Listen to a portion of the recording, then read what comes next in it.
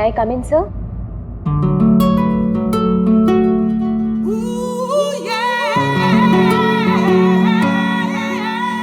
Yes, come in. Good morning sir. Very good morning.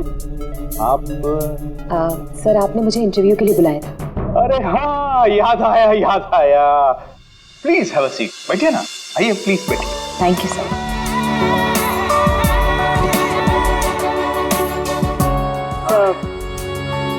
This is my CV. इसकी कोई जरूरत नहीं है, मैं देखकर ही जान जाता हूँ कि कौन मेरे कितने काम का है। यू आर परफेक्ट, डन हो तुम मेरे लिए। सर लेकिन आपने तो कुछ देखा ही नहीं। मैंने कहा ना, इसकी कोई जरूरत नहीं। क्या है, बहुतों की लाइफ बनाई है मैंने, अब तुम देखती जाओ, मैं तुम्हारी भी लाइफ बना दूंगा। मेरे हाथ में गन है, जरा सा भी हिलने की या चिल्लाने की कोशिश की ना तो ट्रिगर कब जाए। क्या चाहते हो तुम? हाँ? कल तुम किसी से मिले थे जो तुम्हें कुछ बेचना चाहता था, कौन है वो? मेरे पास उसका नंबर है। नंबर दो।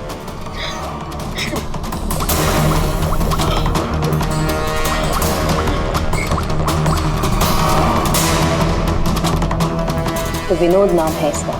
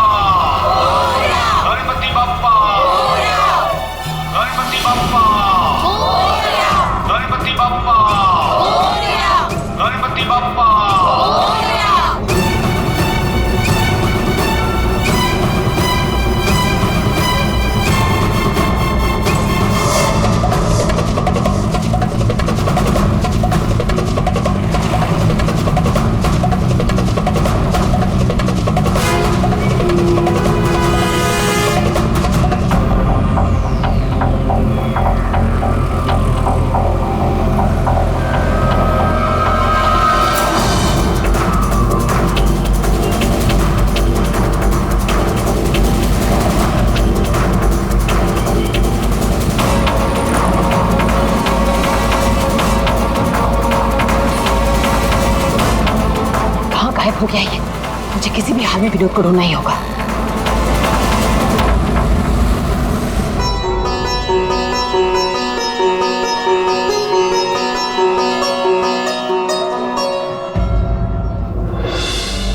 अरे प्रीति बेटा, ये विनोद कहाँ चला गया?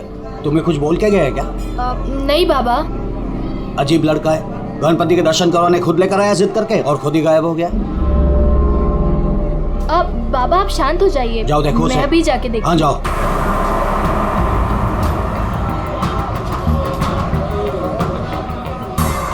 ये फोन भी नहीं उठा रहे हैं।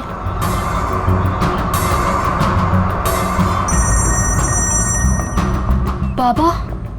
हेलो प्रीति, अरे बेटा कहाँ हो तुम? हाँ मैं घर तक आई हूँ विनोद भैया को लेने, बस 2 मिनट में उन्हें लेकर आ रही हूँ। बेटा देखो आरती का वक्त हो रहा है, तुम विनोद को लेकर जल्दी आ जाओ। भैया।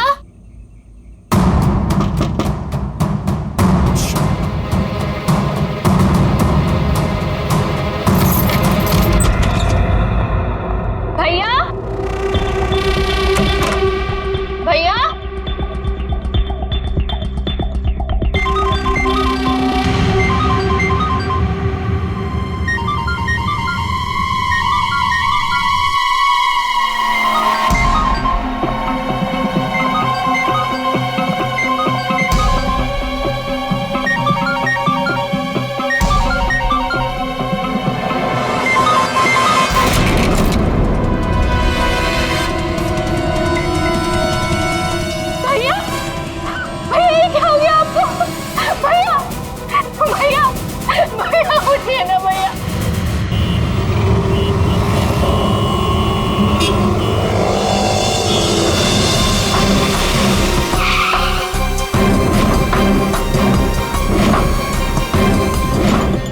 आप सब लोग गणपति दर्शन के लिए पंडाल गए थे, जहाँ से विनोद ने आप में से किसी को कुछ बताया नहीं और वहां से चला गया।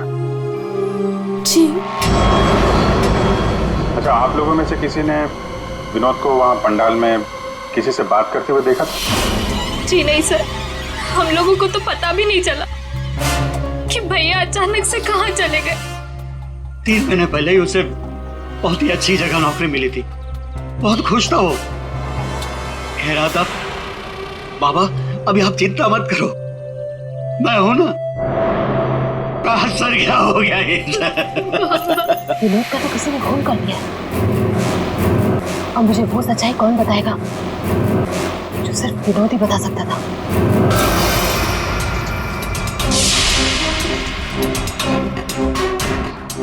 सर, सीने में घाव का निशान देखकर लगता है कि गोली लगी, लेकिन अजीब बात यह है कि गोली शरीर से बाहर निकली ही नहीं, शायद अंदर ही रह गई। तो प्रीति के यहाँ आने से पहले कोई तो था जिसने विनोद पे गोली चलाई और यहाँ से भाग गया। हम अगर अंदर आया कैसे? ये दरवाजा तो प्रीति ने खोला था, कोई फोर्स एंट्री का निशान भी नहीं है। उन्हीं अंदर आया कैसे? 10 मिनट। विनोद जब घर आया और प्रीति ने दरवाजा खोल के जब इसकी लाश देखी, इसके बीच में सिर्फ 10 मिनट का फर्क है और इतना ही टाइम खूनी के पास भी था। अभिजीत, कहीं ऐसा तो नहीं कि उस खूनी ने विनोद के ऊपर हमला किया यहाँ घर के बाद और विनोद की मौत हुई घर के अंदर जाने के बाद? नहीं सर, जब विनोद आया था तो मैंने उसे देखा था, वो बिल्कुल ठीक था और उसे चोट भी नहीं लगी थी। तो आखिरी बार विनोद को आपने देखा था? शायद। आप कौन है? अब ये इनकी पड़ोसन है। और आप कौन है? मैं सपना, प्रीति और विनोद की दोस्त। सर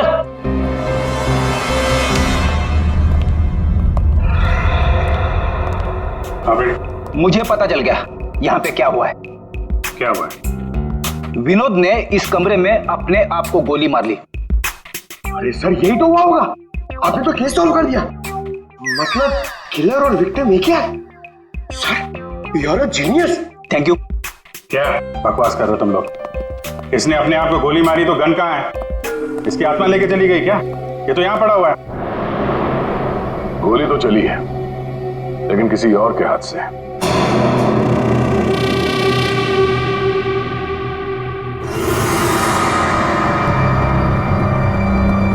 इसकी उंगली तो चली हुई है। आसपास देखते हैं।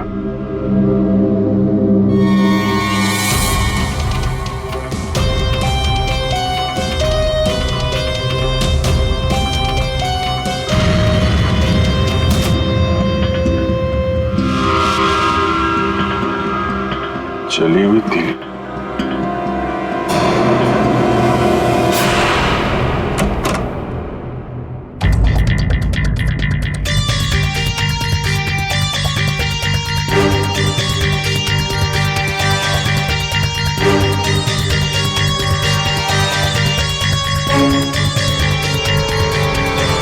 क्या?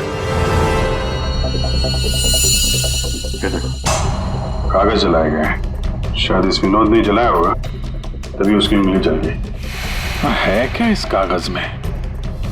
बस जिस गोली को आप लोग तलाश कर रहे हो दरअसल यहाँ छिप करके बैठी है। ये देखो, विनोद के सीने में जाकर के अटक गई है। जिस गोली से विनोद की मौत हुई है वो उसके शरीर से बाहर कहीं नहीं। जहां विनोद की लाश मिली वहां पर कोई गन नहीं थी। एक बार ये गोली निकलेगी ना तो पता चल जाएगा कि कौन सी गन से गोली चली है और फिर क्या विनोद ने आत्महत्या की थी या फिर किसी ने विनोद को मार डाला। बिल्कुल बॉस, लेकिन अभी मैं आपको एक और जरूरी चीज दिखाना चाहता हूँ। एक जला हुआ कागज का टुकड़ा। काफी कुछ जल चुका है लेकिन मैंने थोड़ा बहुत रिकवर कर लिया है, बचा लिया। इस पर कुछ खास लिखा हुआ है। TTH.END।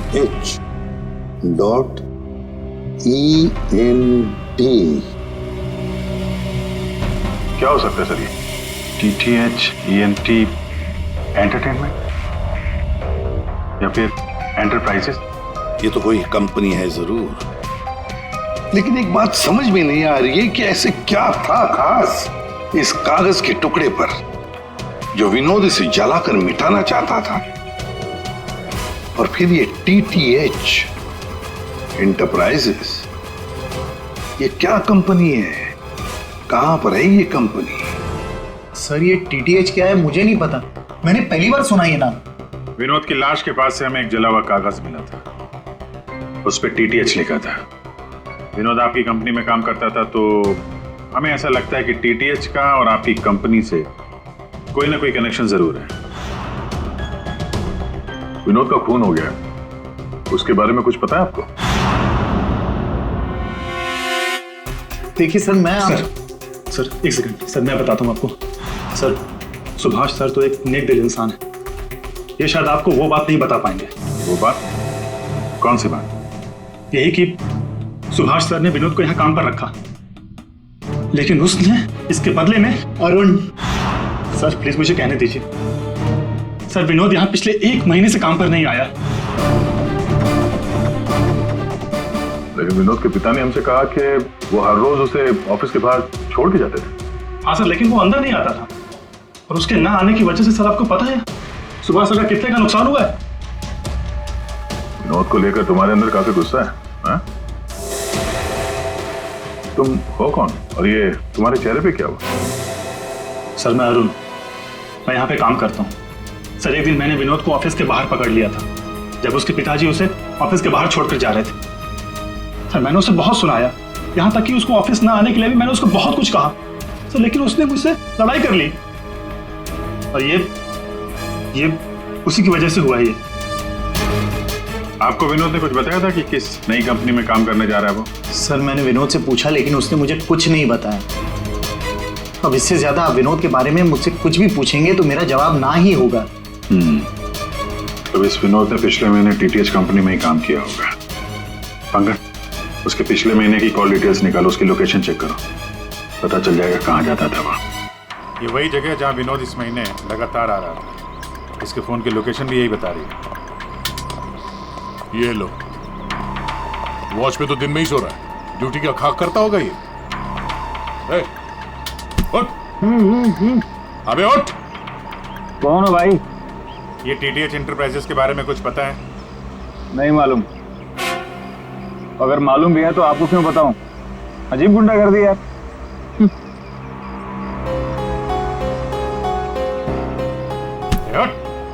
क्या है? CID से हम लोग। उठ। Sorry sir. ड्यूटी के वक्त सोता है? सॉरी सर, गलती हो गई सर। सर ये TTH का ऑफिस इसी बिल्डिंग में। इसे पहचानते हो? साहब ये तो विनोद साहब हैं, ये TTH कंपनी में काम करते हैं। कौन कौन काम करता है इस ऑफिस में? साहब और लोगों को तो नहीं पता, विनोद साहब को आते जाते देखा है मैंने। साहब कोई बात है क्या? कल एक मैडम आई थी, विनोद साहब के बारे में पूछताछ कर रही थी, और आज आप लोग आए हैं। कौन? क्या नाम है, कुछ मालूम है? हमने उनका नाम तो नहीं पूछा, लेकिन मैडम बहुत सुंदर थी। अच्छा, उस सुंदर मैम साहब का स्केच बनवा सकते हो? हाँ सर। पंकज, स्केच आर्टिस्ट को बुलवा। विनोद साहब की ऑफिस का डुप्लीकेट चाबी तो होगी ना तुम्हारे पास? हाँ सर। लो। ड्यूटी के वक्त सोना नहीं, समझे? अब नहीं सोऊंगा साहब। ये गार्ड कुछ अजीब सा बिहेव कर रहा था।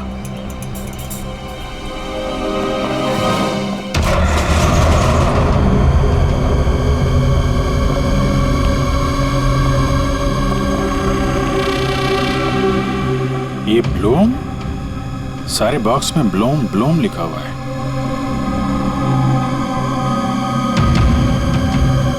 है क्या इस बॉक्स में?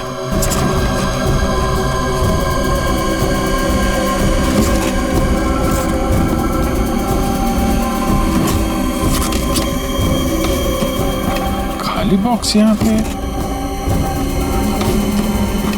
दे, ये देखो, कैप्सूल्स।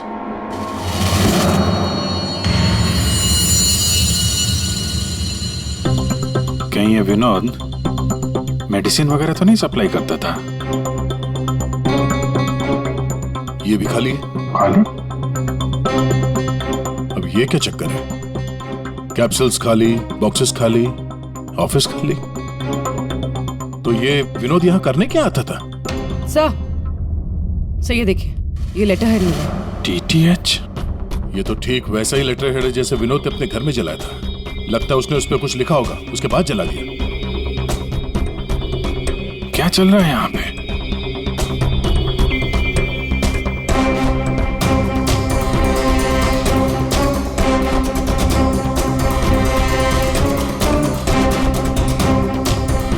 सर? हाँ पूर्वी? सर ये देखिए, इसके अंदर कुछ छुपा कर रखा है। क्या निकालो? देखो ऑन होता है क्या? ऑन करो। ये तो किसी जगह का CCTV फुटेज है। लाइव है यार ये तो। इसका मतलब है विनोद यहां से इस जगह पर नजर रखे हुए था। कोई फैक्ट्री या वेयर हाउस लग रहा है। सर! स्केच!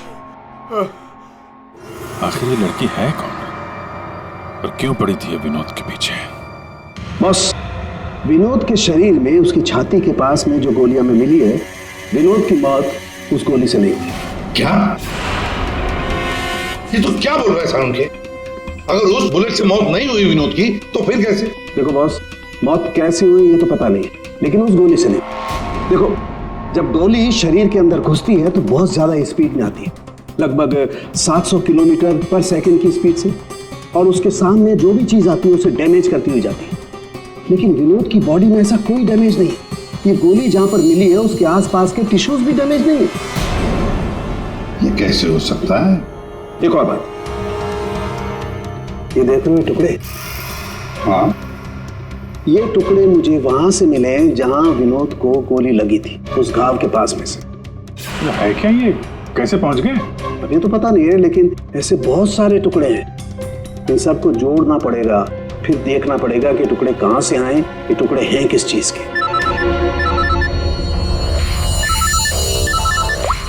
हेलो, क्या?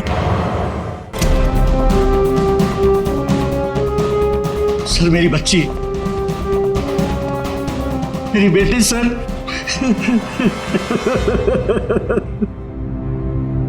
आपकी बेटी प्रीति कब गायब हुई? आज शौक सभा रखी थी, उसके बाद पता नहीं प्रीति कहाँ चली गई। तो आपने उसका फोन नहीं ट्राई किया था, लेकिन उसका फोन स्विच ऑफ आ रहा है। पहले बेटे का खून होता है और अब बेटी गायब हो गई। कोई तो है जो इनके परिवार को नुकसान पहुंचा रहा है।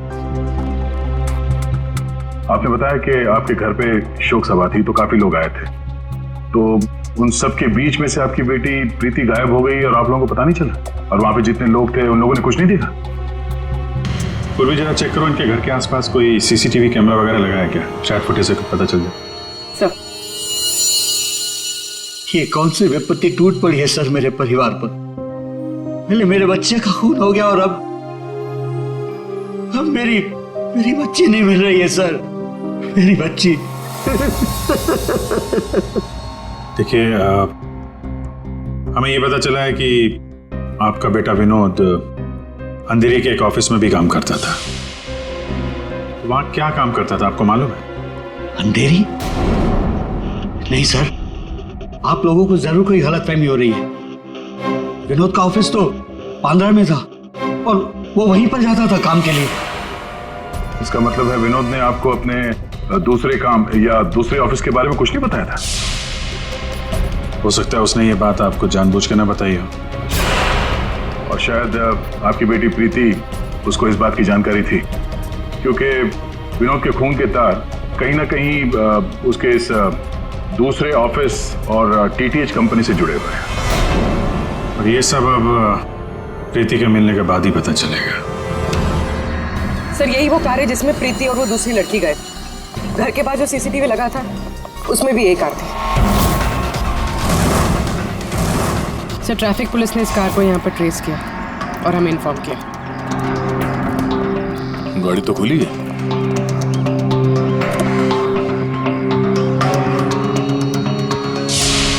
ओह नो, डैशबोर्ड पे खून है। सर हो सकता है प्रीति के साथ हाथापाई हुई हो और ये खून उसी का हो। बड़ी अजीब जगह है सर, हो सकता है कि प्रीति को यहीं कहीं आसपास रखा हो।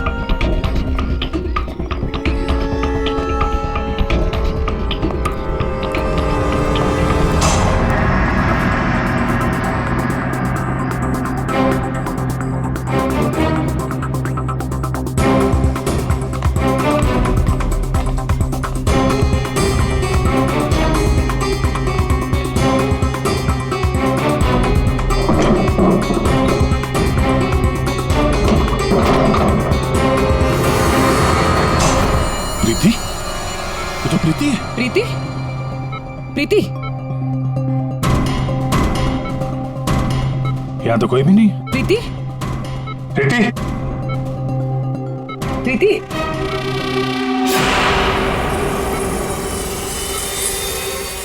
लगता है इसे कोई नशीली दवाई दी गई है जिसकी वजह से इसकी हालत है। प्रीति? प्रीति? हाँ, क्या हुआ क्या तुम्हारे साथ? तुम यहाँ पर आई कैसे? वो एक लड़की आई थी भैया के शोक सभा में, वो ही मुझे यहाँ लेकर आई। उसने मुझे कहा कि भैया का एक पैकेट है उसके पास, वो मुझे देना चाहती थी।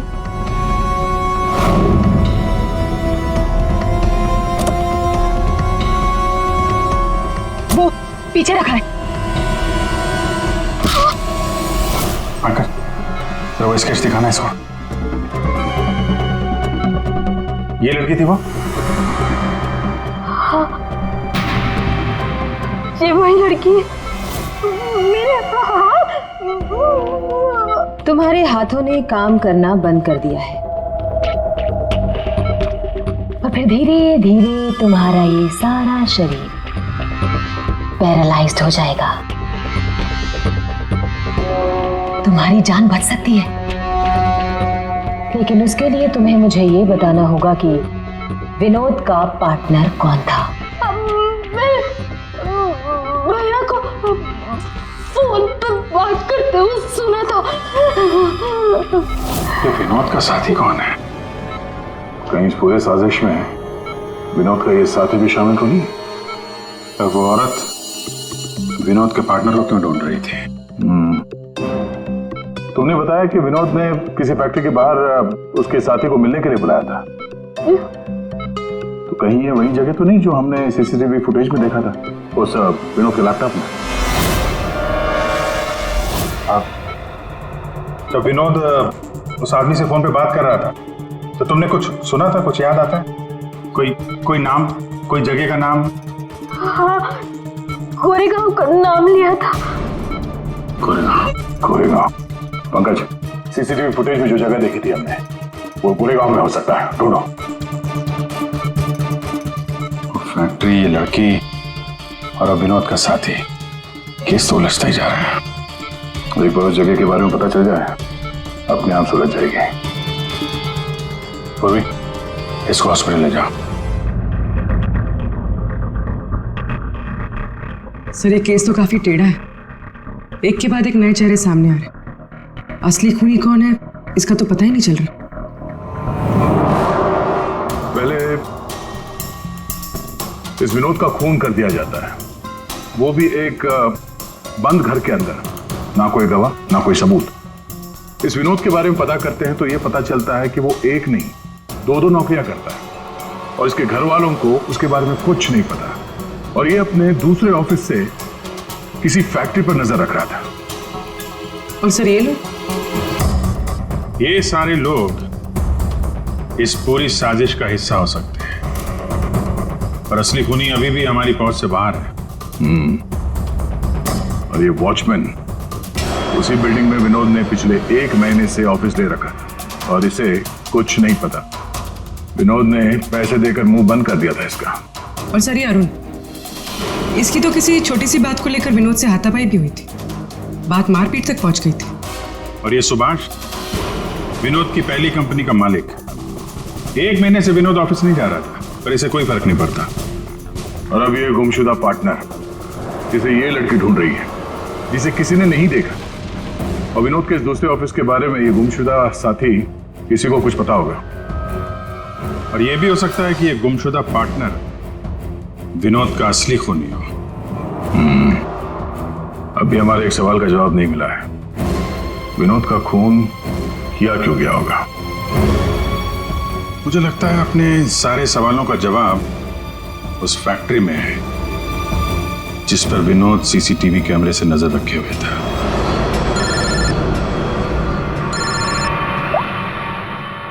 हाँ पंकज, क्या फैक्ट्री का पता चल गया? ग्रेट।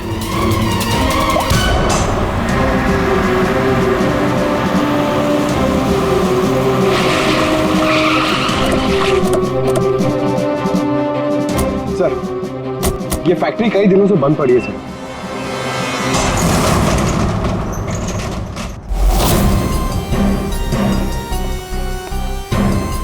नो एंट्री का बोर्ड, तो कैमरा यहीं कहीं होगा, इधर होगा। ये रहा।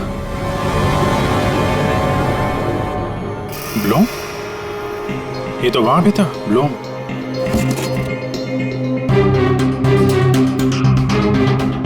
सर, ये तो वही कैप्सूल्स है जो हमें विनोद के ऑफिस में दिखे थे।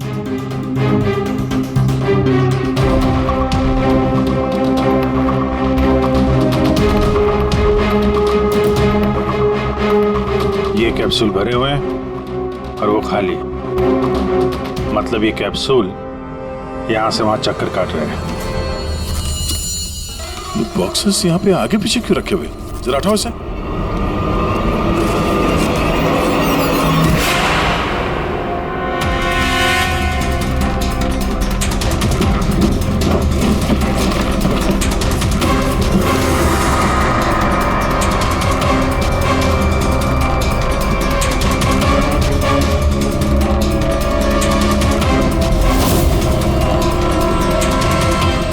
कौन हो सकती है लड़की? कहीं ये विनोद की पार्टनर तो नहीं? उस लड़की की मौत 48 घंटे पहले हुई है, सारुण के साहब ने बताया। गोली मारी है उसे। आखिर उस फैक्ट्री में से है क्या कि विनोद 24 घंटे उस पर नजर रखता था, और अब इस लड़की की लाश मिलती है हमें वहां से, और वो दवाइयों की कैप्सूल अभी तक पता नहीं चला कि कैप्सूल के अंदर था क्या। सर, उन कैप्सूल्स में जो पाउडर मिला है, कहीं ये सब उसके लिए तो नहीं हो रहा? मगर सिर्फ एक पाउडर के लिए कोई किसी की जान क्यों ले ले? ऐसा क्या है खास उस पाउडर में? पाउडर में क्या है वो तो बहुत जल्द पता चल जाएगा। एसीपी साहब जमे हुए हैं सारुण के साहब की लैब में।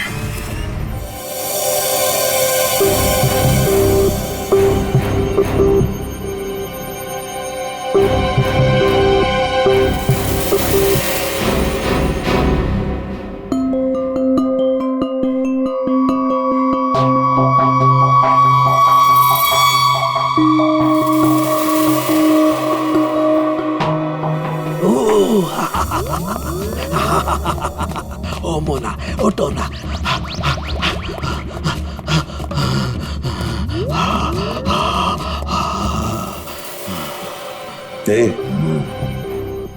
सोलंकी, क्या हुआ बे? थी क्या? ये एक तरह की नशीली दवाई है। तो ये बात है। और ये देखो, ये इसकी पैकेजिंग एकदम असली है। तेरा कहने का मतलब है कि नकली दवाइयां असली पैकेजिंग में हैं? और हाँ, याद आया, तुम पूछ रहे थे ना विनोद उस गोली से क्यों नहीं मरा जो उसके सीने में थी। हाँ, मैंने पता कर लिया बॉस, वो उससे क्यों नहीं मरा। ये देखो, दरअसल विनोद एक सिक्योरिटी गार्ड था। जिस टाइम वो सिक्योरिटी गार्ड था 6 साल पहले वहां पर एक रॉबरी हुई। रॉबरी में इसे गोली लगी। डॉक्टर ने ऑपरेशन किया लेकिन गोली अंदर ही रहने दी। गोली निकालता तो विनोद की जान को खतरा था। यार सालुंकी, फिर वही सवाल, अगर विनोद इस गोली से नहीं मरा तो फिर मरा कैसे? और हाँ बस, याद है मैंने आपको कुछ सफेद सफेद चांदी के टुकड़े दिखाए थे? हाँ बस मैंने उस सारे टुकड़े जोड़े, ये देखो ये बना। यार साळुंखे, ये तो कोई चांदी का सिक्का लगता है, सिल्वर कॉइन नहीं है।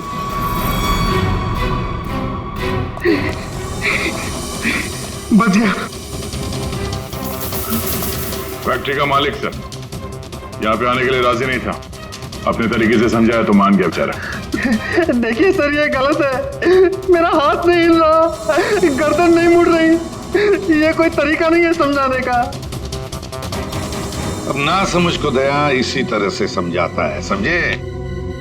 अब बताओ क्या चल रहा है तुम्हारी फैक्ट्री में? बताओ जल्दी।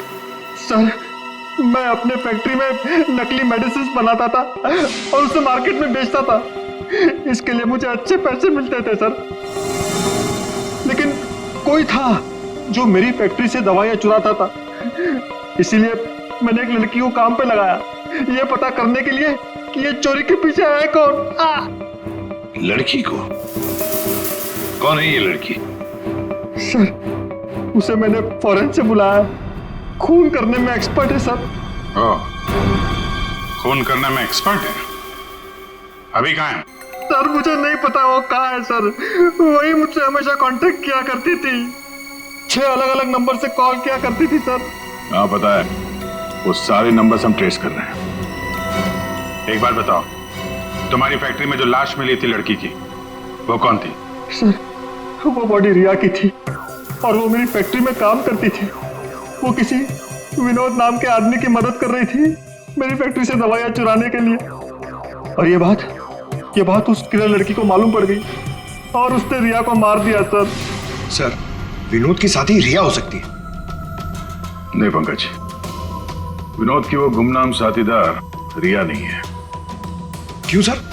क्योंकि जो लड़की विनोद के साथीदार की तलाश में है, उसने रिया को 2 दिन पहले मारा और इस प्रीति को आज ही किडनैप किया। अगर ये रिया विनोद की पार्टनर होती तो ये लड़की प्रीति से विनोद के उस जोड़ीदार के बारे में नहीं पूछती।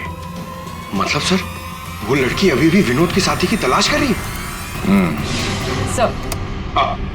सर, वो किलर लड़की ने जो 6 अलग अलग नंबर से इस विवेक को कॉल किए थे, उनमें से सारे नंबर्स ऑफ आ रहे थे। लेकिन अभी अभी एक नंबर एक्टिवेट हुआ है, सिर्फ 1 मिनट के लिए। तो फिर जरूर इस लड़की ने किसी के साथ बात करने के लिए ये नंबर ऑन किया है। 1 मिनट तो काफी है हमारे लिए ट्रेस करने के लिए। लग जाओ काम पे पूर्वी।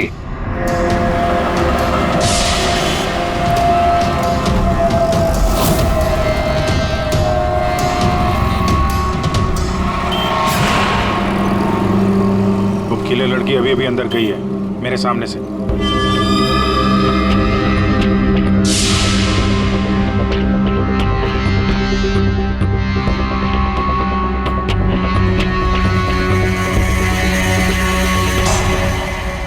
गणपति बप्पा मंगल मूर्ति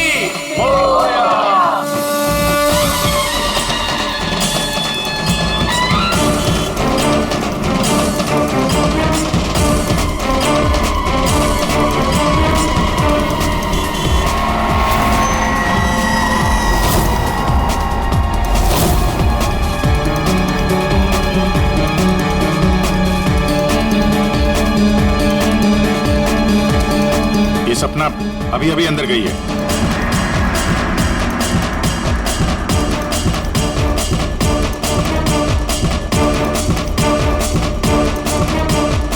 ये तो वही है, विनोद की दोस्त।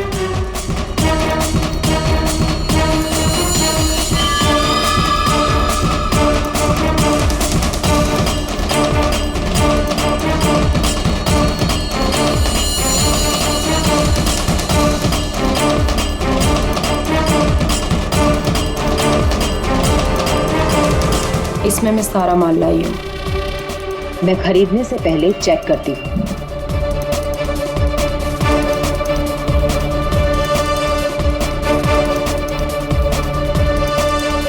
पंकज एक काम करो, वो लड़की के पास जो बैग है ना, उसको छीन के भागो वहां से। अरे सर ये क्या कह रहे हैं आप? बैग लेके भागूंगा तो किलर बाद में मारेंगे, पब्लिक पकड़ के मारेंगे मुझे। जितना कह रहा हूं उतना करो। बैग छीनो और भागो वहां से जल्दी। मुझे पैसे दो ताकि मैं यहाँ से जा सकूं।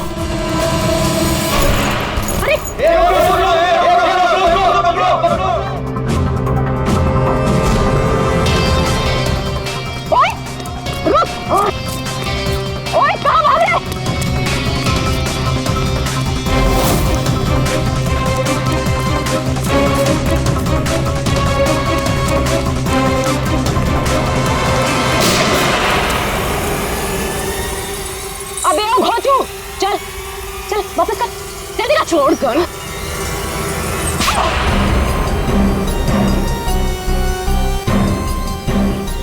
तुमने पैसों के लालच में अपने दोस्त की बलि दे दी, खून कर दिया उसका। ठीक गलत है। मैं और विनोद तो साथ में काम किया करते थे। मैं रिया की हेल्प से नकली दवाइयां चुराती थी और विनोद उन नकली दवाइयों को बॉस तक पहुंचाता था। और इस काम के लिए बॉस हमें ढेर सारे पैसे देते थे। कौन है तुम्हारा बॉस? सब वो तो हमें नहीं पता, क्योंकि विनोद ही उनसे डील किया करता था। प्लान बहुत अच्छा था। विनोद को रास्ते से हटाकर नकली दवाइयों का धंधा खुद चलाना। मेरा विनोद की मौत से कोई लेना देना नहीं। हाँ सच है कि उसकी हत्या के बाद मैं थोड़ा डर जरूर गई थी, और इसीलिए जितना भी माल मेरे पास बचा था सबको बेचकर मैं शहर छोड़ना चाहती थी, और इसीलिए मैं यहाँ पर आई थी। और तुम तो मौका ढूंढ रही थी ना विनोद को मारने का, इसीलिए रखा गया था ना तुम्हें? नहीं सर, विनोद को मार के मुझे क्या मिलेगा? बल्कि मैं तो विनोद से वो चुराई गई दवाइयों के बारे में भी नहीं पूछ पाई।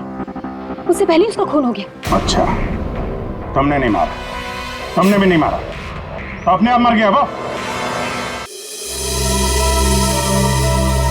आपने हमें यहाँ क्यों बुलाया सर? क्योंकि आप सबके पास विनोद को मारने का एक कारण है, और उसके लिए आप विनोद का खून कर सकते हैं।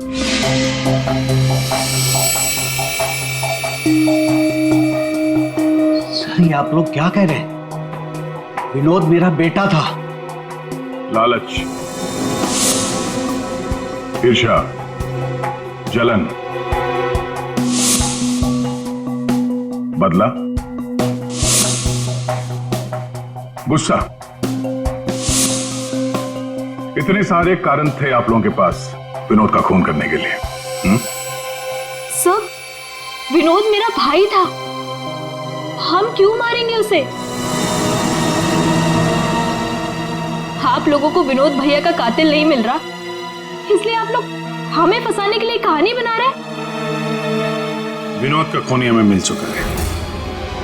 विनोद का खून एक सिल्वर कॉइन से हुआ है, एक चांदी के सिक्के से, और ये है वो चांदी का सिक्का।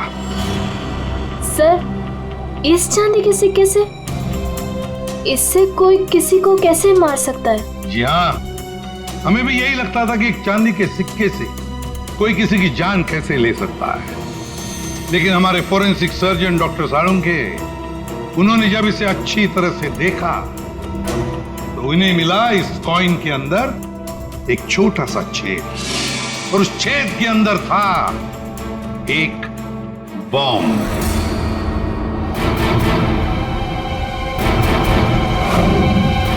और इस बॉम्ब को एक सर्किट से जोड़ दिया गया था, और जब विनोद को ये कॉइन मिला तो उसने अपनी शर्ट के ऊपर वाली जेब में रख लिया था। कुछ देर बाद विनोद का मोबाइल फोन बजा। जैसे विनोद ने अपना फोन उठाया, यहां पे रखा हुआ ये बॉम्ब फट गया। मतलब साफ है, जिस किसी ने भी ये सिल्वर कॉइन विनोद को दिया था, खूनी वही है।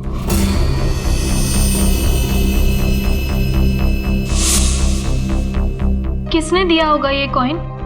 सर, कौन है खूनी? खूनी आप सब में से कोई एक है। वैसे भी यहां पे जितने लोग मौजूद हैं, आप सबको विनोद जानता भी तो था।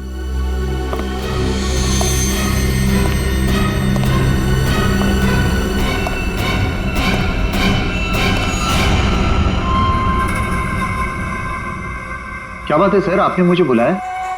अरे सुभाष जी, आइए आइए आइए, आपका ही वेट कर रहे थे हम लोग।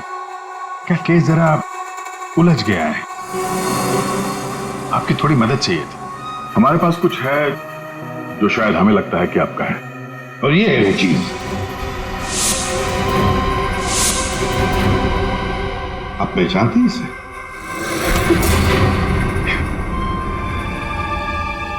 विनोद को तो तुमने ये सिल्वर कॉइन गिफ्ट किया, रिटर्न गिफ्ट भी ले जाओ।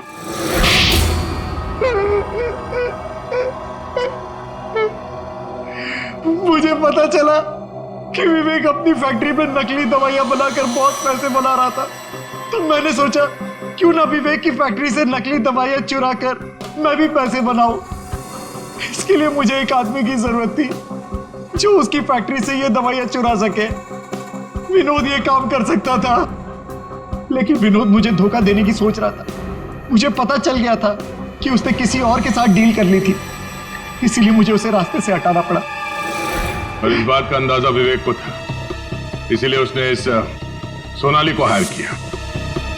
जो बम तुमने विनोद को लगाया था उसमें अमोनियम नाइट्रेट नाम का केमिकल था, और हमें पता है ये केमिकल तुम बनाते और बेचते हो। तुम्ही ने तो लिस्ट दी थी, याद है? नकली दवाइयां बाजार में लाकर लाखों लोगों की जिंदगी के साथ खिलवाड़ किया है तुम लोगों ने। ऐसे जुर्म के लिए सिर्फ एक ही सजा है, फांसी।